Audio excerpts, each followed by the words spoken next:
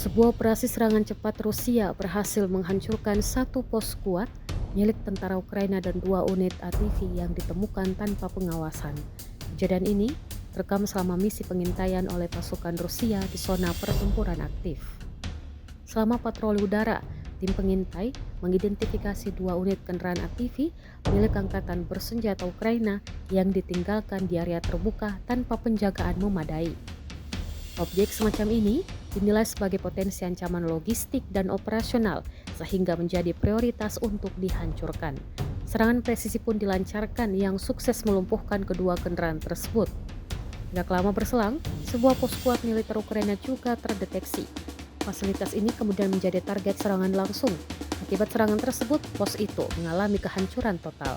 Hingga kini, lokasi spesifik kejadian tidak diungkapkan, namun rekaman dan informasi terkait telah beredar luas di kanal Telegram militer sejak Senin 21 Juli 2025.